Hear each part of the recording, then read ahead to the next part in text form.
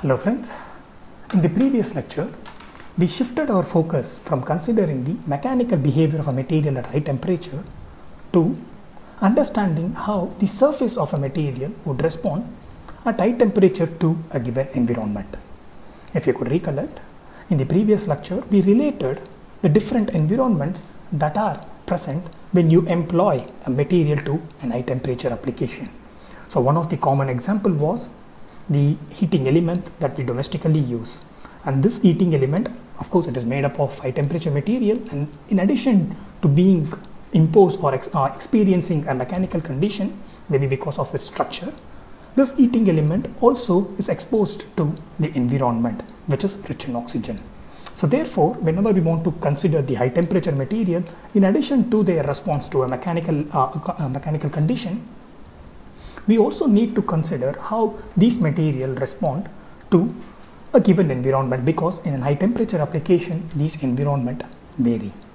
However, or even though there are several environments that are possible, we have considered oxygen rich environment like the air that surrounds us, and we have considered, say for instance, carbon and oxide based carbon that can be in a combustion system.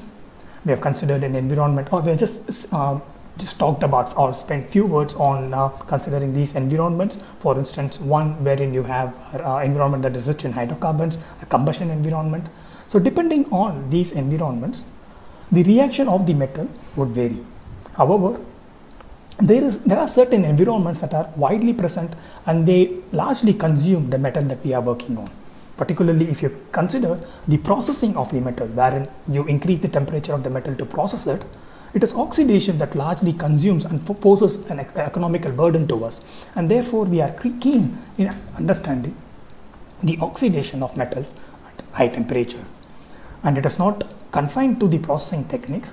Even in application we saw, in addition to the heating element, even in turbines, these metals are exposed to oxygen rich environments. So therefore, as a part of this series of lectures, we will be largely focusing on the high temperature oxidation of metals. Even though I might use the term metals and materials synonymously, you should remember that our focus is largely restricted to pure metals. Whenever we are talking about a specific expression or specific reaction equation, it will be confined to metals, not materials generally, not an alloy, not a polymer or nothing like that. We will be restricting ourselves to metal. But I don't know, in some cases I might use the term materials, and please remember that in those cases it largely attributes to metals. Now, in addition to considering the different environments, we also considered in the previous lecture the mechanism of oxidation. Now, the generalized expression or the equation that represents the oxidation of a metal, it is of this form. You have to consider the stoichiometric relation between the metal ions and the oxide ions. So the generalized expression will be of this form. So you have X by Y M and the oxygen atom, and you have the relation and the resulting metal oxide. So even though this is the generalized expression for the oxidation of metal, we restrict ourselves to a rather representative expression. Again, even though this is representative, even though this is a simplistic consideration, it is not something that is purely theoretical, it is observed in some metals. So that expression that we will be considering is something like this. So this we end up having when we consider the stoichiometric relation, or the number of the quantities that enter this stoichiometric relation is equal to unity. Now, if you could recollect, in the previous lecture we saw the different mechanisms by which the metal can oxidize. So we have two primary mechanisms. So once you expose your metal to an environment which is oxygen rich, instantaneously there is a formation of a metal oxide. So once you have a formation of the metal oxide, then what essentially happens is you are introducing three different systems. So you have your pure metal system, and you have your oxygen rich environment.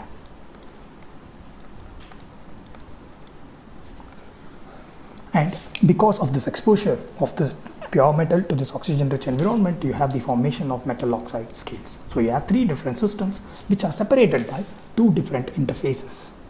So this is the internal interface and this is the external interface. Now in the mechanism 1, the metal ion, it moves to the surface along with this electron, of course, it moves to the surface and thereby exposing it to the oxygen in the oxygen rich environment. And this metal ion, it reacts with the oxygen rich environment, and this layer of metal oxide, in this case of mechanism 1, wherein the metal ion is moving to the external interface, the growth of the metal oxide will be with respect to the external interface, and the growth will be represented by the movement of the interface in this direction. Now the other mechanism is wherein you have the oxygen ion that is diffusing inwards. And when you have oxygen ion that is diffusing inwards, then in that case the newly formed oxygen or the newly formed metal oxide will be accumulated in the internal interface, and the movement of the internal interface will be inward, and that means the growth of the metal oxide will be in this direction. Now while considering these two mechanisms, we saw that can be a paradoxical condition in case of mechanism 1, wherein you have your accumulation of the newly formed oxides in the external interface. So once you have this newly formed interface accumulating the external interface, it might be possible that your environment is so severe that it consumes this newly formed oxides. So thereby, even though there is a continual consumption of the oxygen, the overall width remains the same. So this is one case of rather a paradoxical condition, wherein even though there is a continual consumption of the metal, the size of or the thickness of the metal oxide remains the same. So this is just one of one unique condition that is observed, or that you can relate to the mechanism 1 of the oxidation. Now when we are considering the high temperature oxidation as a whole, there are two aspects that we need to consider. One is, as we have seen here, the stability of the oxides. So again, when we are talking about the high temperature oxidation as a whole, and we are taking a step back and considering not just the mechanism alone, not just the reaction alone, but we are talking about the overall influence of the oxidation in an application, then in that case we need to consider two critical aspects of oxidation. One is the stability of the oxides. So these are the critical aspects that we need to consider. The reason we need to consider the stability of the oxide is because, like in this case here, when you have the formation, when there is a formation of the new oxide layers, and because they are unstable to the given environment and they vanish off, it exposes the new metal to the oxygen rich environment or any other corrosive environment. So therefore, when compared to stable oxides, when you are working with unstable oxides, more of the metal ion or the metals get consumed in a given environment when compared to the metals which form stable oxides. So therefore, when you are talking from an application point of view, it is important for us to consider the stability of the oxides that are formed for a given metal. Secondly, we are also interested in the rate at which this metal is consumed, or the rate of oxidation.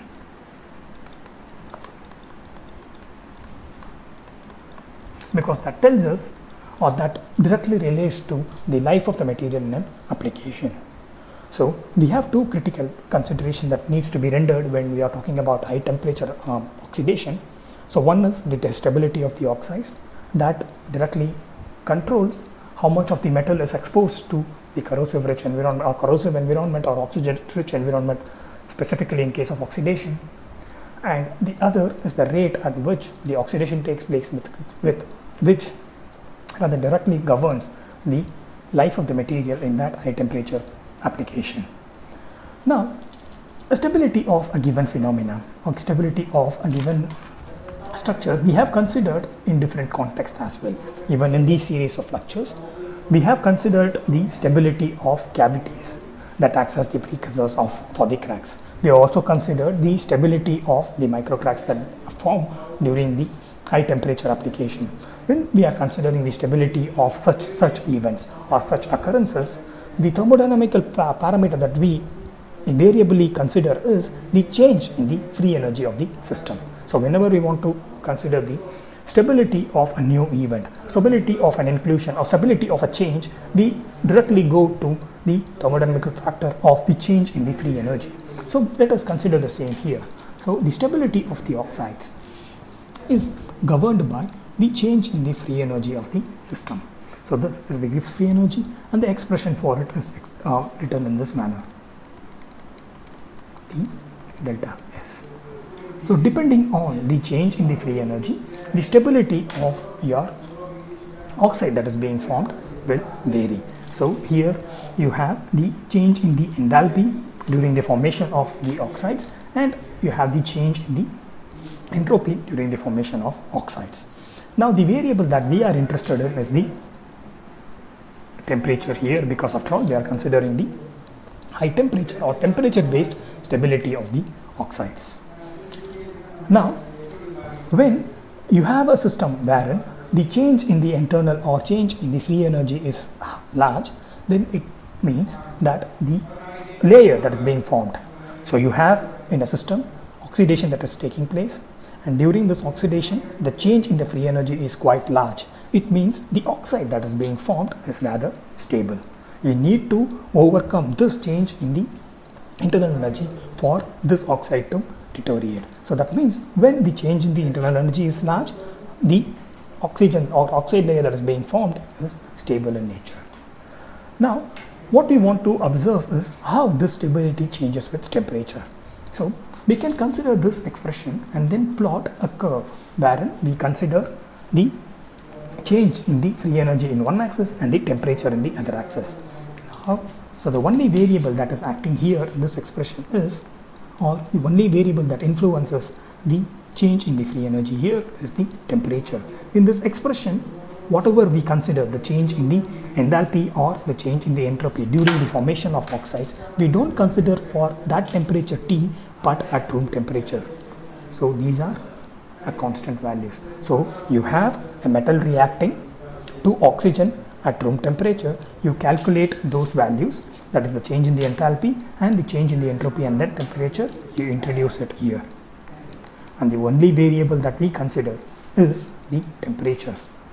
So that means you have a plot which has only one independent variable, that is the temperature, and you are plotting it with respect to the delta G. And again these terms here are constant for a given metal, and these are determined at room temperature. When you have this, it is calculated at the room temperature. Now this is not it is of course possible for you to calculate at these values, that is the enthalpy and change in enthalpy and the change in entropy at different temperatures, but for our sake, wherein we are interested in the stability of the oxygen or oxides at different temperatures, we need to have only one variable or one independent variable, that is the temperature. So we consider an expression in this form wherein all the other parameters are assumed to be constant, and these parameters are calculated at room temperature for a specific metal. Now this relation here is a linear one, so therefore the plot generally looks something like this. So here this is, since the change in the free energy should be negative for a stable formation of the oxides, so the overall expression or the different values that are available will be in the negative quadrant. So for instance it will be a -100 here. So let me write it a bit larger. So the maximum value might be -100 here, or it might run to say -10 to the power 5. So all these values here are in the negative quadrant of the y-axis, and of course temperature, it is increasing and it is positive. So now because of our consideration, because we have assumed all the other parameters to be constant, only T is the variable, so what we have is a linear relation here. So the slope or the influence of temperature on the change in the free energy during oxidation will be a straight line, something like this. Now as we have considered, the larger your change in the free energy is, the stabler or the more stable your oxide that is being formed will be. So if this corresponds to say iron, for instance another metal which forms a stable oxide will be here, wherein the delta G change will be much greater. So this will be, for instance, for chromium. So the delta G, if you just take the mod of it, that is you remove the negative sign, the delta G for iron will be less than the delta G for chromium. So what by doing this, you are considering the absolute value, you are ignoring the negative sign, you are just considering the absolute value. So what it means is that the greater the change in the free energy, then the greater is the stability of your oxide. So that means the chromium oxide is much stable than that of the oxide that are formed with the base iron as the base metal. Now, with increase in temperature, of course, there is an increase, or the stability of the oxide layer is decreased. However, when you have a different element as the high temperature material, in those cases it depends on the change in the free energy. So in terms of if you are specific about a material, then with the increase in the temperature, the change in the free energy decreases as per this relation here. So that means the stability of the oxide, of the metal oxide, decreases. However, this particular consideration helps us to understand which element will offer stable oxide. So if you compare these two, it is chromium that offers stable oxide when compared to iron, because the change in the free energy is much larger.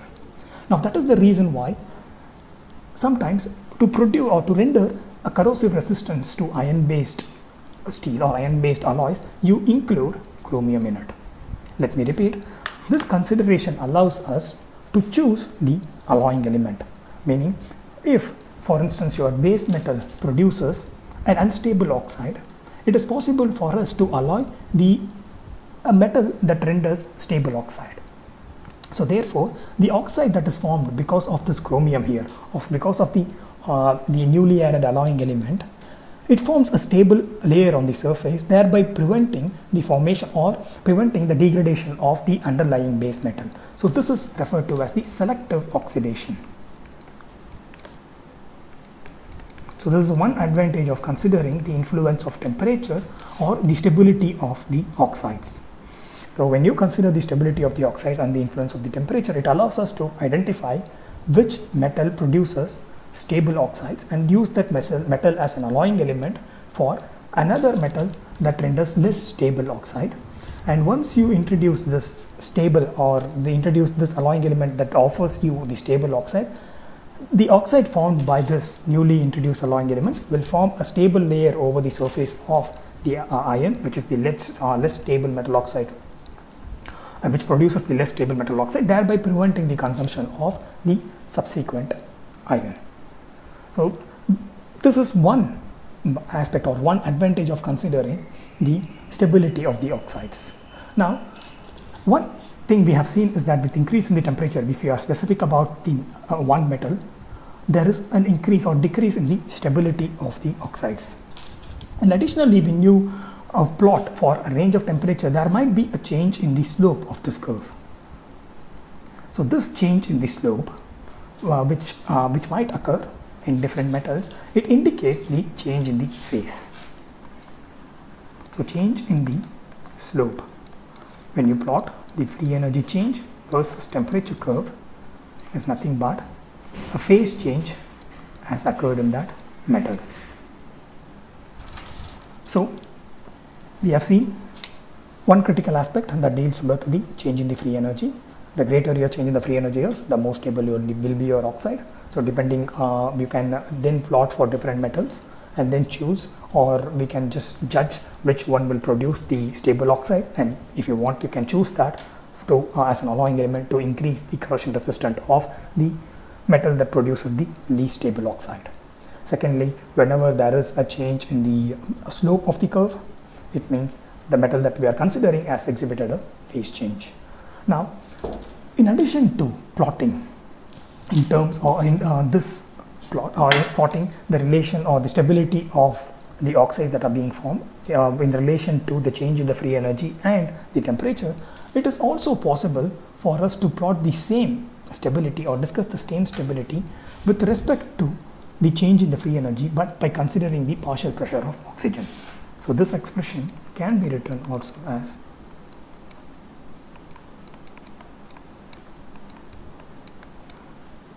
in this manner, and this term here is nothing but it is the partial pressure of oxygen. So therefore you can have another Y plot here which considers the partial pressure of oxygen. However, the overall stability or the nature of stability with respect to the temperature, it remains the same. That is, when you increase the temperature, the stability of the oxygen, or rather the stability of the oxide layer, it decreases. And the other critical thing is that you have different materials that offer a different change in the free energy, and the one that renders a maximum or a larger change in the free energy will produce a more stable oxide when compared to the one that renders a less change in the free energy. So these are some critical things, or these are some aspects that we need to understand when we are talking about the stability of oxides at high temperature or at varying temperature. So this plot here, some of you might already be familiar with this one. This is referred to as the Ellingham's diagram.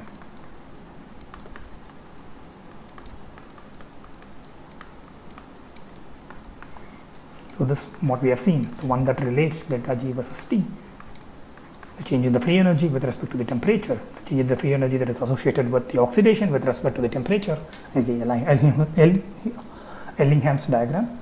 Now again, this is not restricted to any specific oxidation, meaning it is not restricted to, say, M plus O2 gives you MO. It is not restricted to any of these specific oxidations. It talks about a generalized expression. It is not confined to the representative one. It considers all the different forms of oxidations. So this diagram, while giving us the data about which material forms or which metal forms the most stable oxide, will also tells us it reveals that with increase in the temperature, because of the increase in the or because of the decrease in the change in the free energy, the stability of the oxide with increase in the temperature decreases. Now, having considered the stability of the oxides, the metal oxides that are being formed, let us move into considering the rate of oxidation. So the consideration that is rendered to the stability of oxide was largely confined to the Ellingham's diagram. We have just considered the change in the free energy, and with respect to the temperature, we have considered different metals, so to speak, and we saw what a change in the slope means and why in the first place we have a slope. Now, when considering the change in the oxidation, we need to again go back to our understanding of the mechanism. So in the mechanism, if you could recollect, or when you want to talk about the rate of oxidation, we need to consider or revisit our understanding of the mechanism. So when we talk about the mechanism, we saw that irrespective of which mechanisms we consider, either we consider the movement of metal oxide from the internal interface to the external one, metal ions rather, or we consider the oxygen ions moving from the external interface to the internal one. Irrespective of it, the rate of this oxidation in some cases should be dependent on the thickness of this oxide layer, or to put it simply, the rate of the oxidation irrespective of the mechanism should be governed by the diffusion of these ions, be it the positive ion or be it negative ion, through this layer of oxide. So let me repeat, we have seen two mechanisms. One mechanism involves the movement of the positive metal ion, the other involves the movement of negative oxygen ion. When we want to talk about the rate of oxidation, it is possible for us to conceive that this rate of oxidation should in some terms be dependent on the rate at which these ions move across the oxygen, this oxide layer, because only when the metal ion moves across this oxide layer, it will be exposed to the oxygen rich environment. Only when this negative oxygen ion moves across this metal oxide layer, it will be exposed to the new or the underlying metal for the oxidation to take place rather. So therefore, it is possible for us to conceive that the rate of oxidation depends on the rate at which these ions propagate across this metal oxide layer. Now, therefore, we must render some consideration to the nature of the metal oxide, because depending on the nature of the metal oxide, the rate at which these ions propagate across the metal oxide would vary. Supposing I have a very porous metal oxide region, so that means the ions can easily propagate. For instance, in that case, the oxygen ion can easily propagate and reach the new metal in the internal interface. Again, supposing if I have a very porous metal oxide, then if the oxidation takes place through the mechanism 2 or via the mechanism 2, it means the oxygen can easily move across the metal oxide, because already the ion that is moving, it is in a gaseous state, and we have sufficient amount of porosity in the metal oxide region, so therefore the oxygen can easily move. What it means is that when your reactant can easily move across the metal oxide, then the width of the metal oxide no longer plays a role. The mobility within the metal oxide no longer plays a role. So this is a key factor that we need to understand when we are talking about the rate of oxidation. So let me repeat. When the movement of these ions across the metal oxide is so fast, then the thickness of the metal oxide, it doesn't play a role. It doesn't play much of a role in governing the rate of oxygen. Supposing your metal oxide is so porous that the oxygen ion can easily move across this metal oxide here, then the diffusion across the metal oxide, it doesn't influence the rate of kinetics or the rate of oxidation or the kinetics of oxidation, because it's so instantaneous.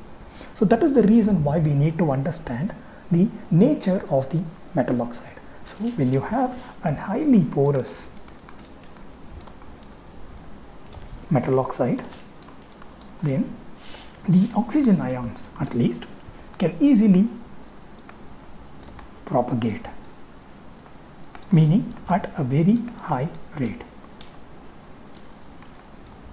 So therefore, the propagation within the metal oxide becomes immaterial for the overall oxidation rate.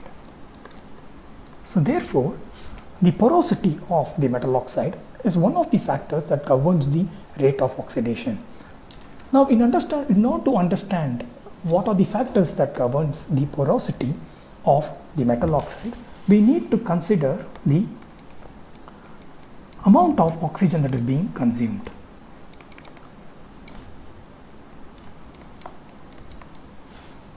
Amount of oxygen that is being consumed.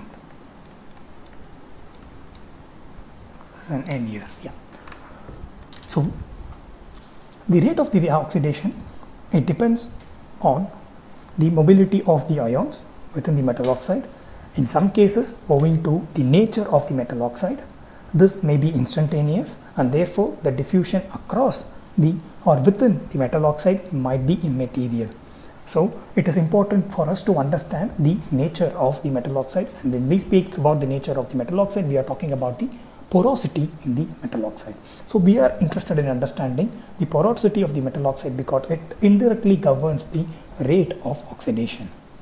Now, the porosity of the metal oxide can be understood by considering the amount of oxygen that is being consumed. Supposing the amount of oxygen that is being consumed is less when compared to the amount of metal that is being consumed, you have a huge amount of metal that is reacting with a very small amount of oxygen. So that means you have a huge amount of the metal that is interacting with a small amount of reactant. So this leads to a formation of a highly porous region.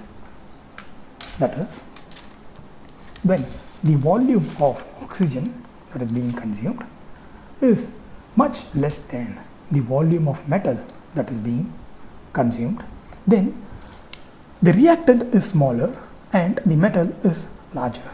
So this leads to the formation of a porous network, and this can be expressed as MO2 by N, which is the amount of metal that is being consumed, and the volume of oxygen that is being consumed will be greater than 1. So this ratio is referred to as the Pilling-Bedsworth ratio.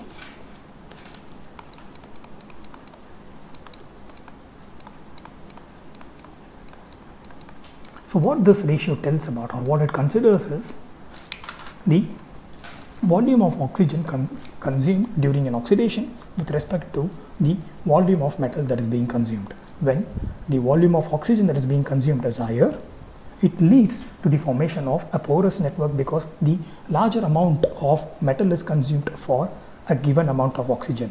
So you are taking away the metal from its pure state, but you are taking away a huge amount of metal, and when you compare it with the amount of oxygen that is being reacting, so that means you ultimately end up forming a porous network. So when this condition is satisfied, what you end up having is a porous metal oxide. However, when this condition is reversed, that is, the amount of metal that is being consumed is less than the amount of oxygen that is being consumed, then your ratio would be something like this.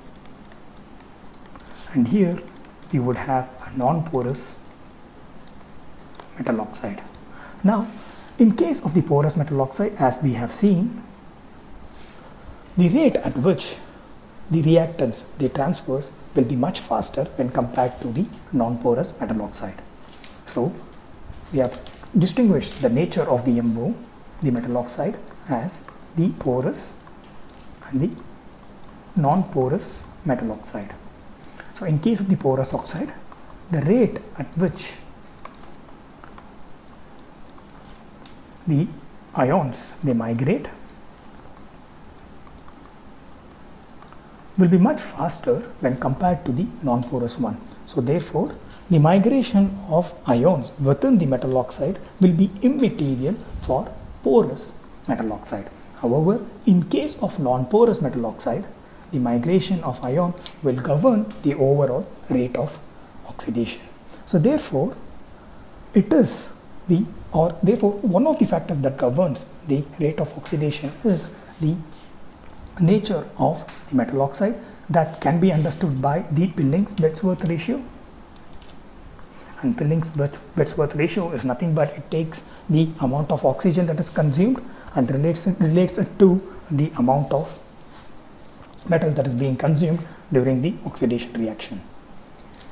Now, what we have seen is just one of the factors that influences the rate of oxidation. Now, this factor is nothing but the nature of the metal oxide that is being formed. Now, we want to consider, or we want to get into understanding the rate of oxidation. So we are just seeing the influence of the material as it is. So we have different materials, these different metals, they form different oxides, and depending on the nature of this oxides, you have a different rate of oxidation. And one of the reasons why there is a disparity between different metals and the different oxidation rate is because of the nature of the metal oxides these different metals form. So this is one factor that influences the oxidation rate. The other factor, before considering the other factors, let us get into the actual expression for the oxidation rate.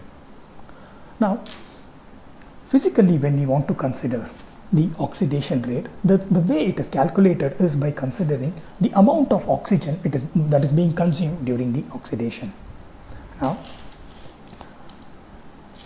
even though if you want to consider, the way to calculate the oxidation rate is by movement of this internal or the external interface. Even though it seems straightforward that the oxidation rate can be considered by the movement of the internal interface or the movement of the external interface, we saw there is a paradoxical condition that it might be possible the interface width remains the same and there is a movement or there is a continual consumption of the metals, and that is the reason why physically when we want to calculate the rate of oxidation, we don't consider the movement of the interface, because there might be a paradoxical condition or there might be a condition wherein the newly formed oxides are being removed, and therefore the overall width of the metal oxide might remain the same even though there is a consumption of there is a continual consumption of the metal.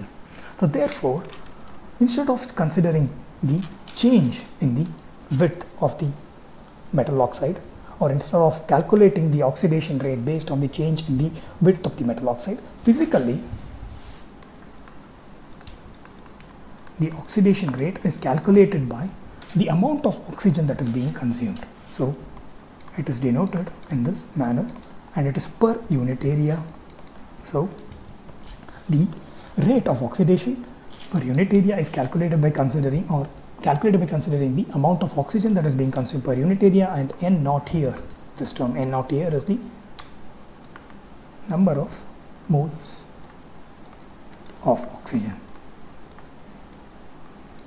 So this is one way physically the rate of oxidation is calculated. The other way it is calculated is by considering the change in the weight of the material per unit area again. So this delta M is the change in the weight of the material. Now again, both these are per unit area and these two can be related as this.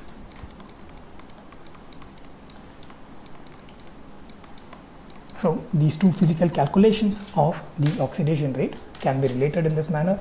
We are relating our calculation of the oxidation rate based on the change in the number of oxygen atoms that is being gained or used during the oxidation with respect to the change in the weight experienced by the material during the oxidation. So these are two different ways one can calculate the rate of oxidation, and these two ways can be related in this manner.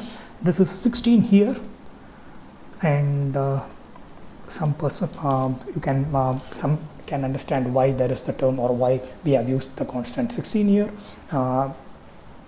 It is rather straightforward. It might be rather straightforward to some, and maybe some others can think about it and know why there is a constant of 1 by 16 is introduced here. So these are the physical ways how, or rather experimentally, how the oxidation rate is being calculated. Now the other ways, or theoretically, the oxidation rate is ascertained by considering the change in the thickness of the metal oxide. Again, physically this consideration might lead to an ambiguous result. It depends on the stability of the oxides. So therefore physically we take two different approaches. So one is the weight based approach and one is the oxygen consumption based approach. But theoretically, since theoretically it is possible for us to make certain assumptions, and in theoretical world we build our own system, so we define to have a generalized expression, we define the rate of the metal or the rate of oxidation as with respect to the change in the thickness of the metal oxide. So if you assume at a given instance the thickness of the metal oxide to be x, the oxidation rate is related to the change in the thickness of the metal oxide with respect to time. So this is x here can be treated as the thickness of the metal oxide initially or at a given instance once you have the initial formation of the metal oxide, and the change from the initial dimension with respect to time gives you the oxidation rate. Now we have considered two scenarios on how the nature of the metal oxide influences the rate of oxidation. So the first scenario is the porous medium. The first scenario is when you have the amount of oxygen that is being consumed is less than the amount of metal that is being consumed during the oxidation. So that leads to a porous medium or a porous nature of the MO. So in that case, we saw the diffusion between or diffusion of the ions within the metal oxide. So if we assume this is the metal oxide and the width of it is x, and when this metal oxide is porous, then the diffusion of ions within this metal oxide is so fast that it does not influence the overall oxidation rate. So in that case, the thickness of the metal oxide doesn't play any role. You can have a thicker metal oxide, you can have a thinner metal oxide. Since your medium is porous, and in the porous mediums the ion moves very fastly. The thickness doesn't matter, and the overall oxidation rate does not depend on the diffusion of atoms within this metal oxide. Again, this is because of the nature of the metal oxide. So what that essentially means is that once you have a system wherein the oxidation rate does not depend on the thickness of the existing metal oxide, because you have the ions that are moving very fast because of the nature of the metal oxide, then the rate of the oxidation in that condition is a constant. And since this is a linear relation, we use the term L here. So what we essentially have is, when you have a metal oxide medium that is very porous in nature, and because of its porous nature, the movement of the ion are very fast and they do not contribute to the overall rate of oxidation, then the thickness of the metal oxide doesn't matter. If it is larger, if it is smaller, it doesn't matter. Irrespective of the thickness of the metal oxide, the oxidation rate is going to remain constant. So that constant rate of oxidation is expressed in this manner. So KL is the constant here, and the L we have introduced it because this is the linear relation, and what we essentially have is a linear oxidation rate. And this is, as we have considered, as observed in the porous, when you have a metal that renders you a porous metal oxide, then a linear oxidation rate is observed. Now, when you want to calculate what is the thickness of a given metal oxide at a given time t, when the oxidation rate is linear. So you want to calculate the thickness of the metal oxide at a point t in the linear oxidation rate operation or linear oxidation rate reaction, then you just have to integrate this relation here. That would yield this relation, the proportionality constant, and t. So the thickness of the metal oxide, it increases proportionately with time, and the proportionality constant here is the term that governs the rate of the oxidation. So when you have a porous medium, and in that porous medium the ions are moving fastly, then the thickness of the metal oxide, it is immaterial, or it does not contribute to the overall rate of the oxidation. So in that case, the oxidation rate is constant, and in such an oxidation, or in such a kinetics of oxidation, the thickness of the metal oxide at a given point t, or at a given instant t, is nothing but the product of the proportionality constant and the time. Now, when you have a system wherein the diffusion within the metal oxide is not governing the overall oxidation rate, then it is the diffusion of the environment or the reactants within the environment that governs the oxidation rate. So let me repeat. Here, since we have the porous medium, the diffusion within the metal oxide, it doesn't play a role, it is very fast. However, when you have the metal reaching the surface here, you need to have sufficient amount of oxygen to be present for it to react.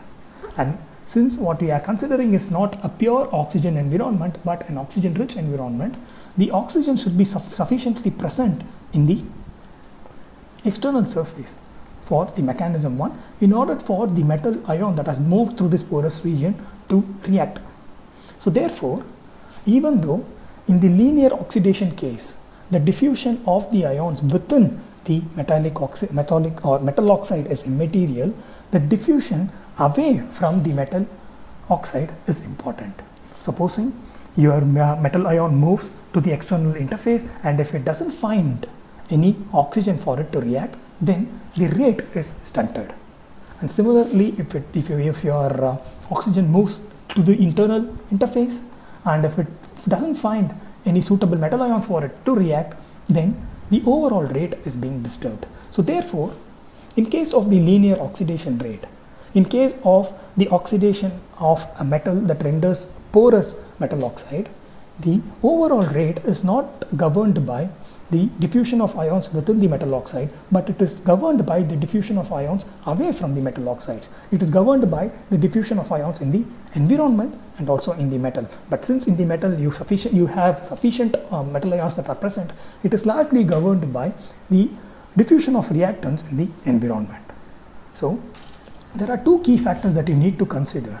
One is, whenever your metal renders you a porous metal oxide, then the oxidation rate of such metal would be linear, because the thickness of the metal oxide doesn't play a role, because in the porous medium the ions, they traverse fastly. However, this doesn't mean that the diffusion doesn't play a role. The diffusion plays a role away from the metal oxide, particularly in the reactive environment, because you need to have sufficient reactant present in the environment for the metal oxide to form. So even though the diffusion within the metal oxide, it is immaterial for the linear oxidation rate, the linear oxidation rate is influenced by the diffusion away from the metal oxide, the diffusion within the corrosive environment. So with this, I would like to wind this lecture up. So what we have seen is that in addition to the stability of the metal oxide, which can be ascertained by considering the change in the free energy density, we have also considered a form of the rate of oxidation. So we have considered the linear oxidation rate, and this is principally observed in the material that produces porous metal oxide. And in the porous metal oxide, you have fast moving ions, so the thickness of the metal oxide doesn't matter, so your oxidation rate is constant. And this is, again, it depends on the metals that we consider. Some metal can offer the porous metal oxide, and other metals do not. The nature or the factor that governs the nature of the metal oxide is, we have expressed it through Pilling-Bedsworth ratio, which takes the ratio between amount of oxygen that is consumed with respect to the amount of metal that is being consumed, and it takes the ratio of it. When the amount of oxygen that is being consumed is large, you have formation of porous interface or porous oxide. When the amount of metal that is being consumed is large, you have non-porous metal oxide. So when the amount of oxygen that is being consumed is large, you have linear oxidation rate. If not, you would have the non-linear oxidation rate, which we will consider in the next lecture. So we'll see ourselves in the next lecture, wherein we'll be continuing with our discussion on the oxidation rate. Goodbye.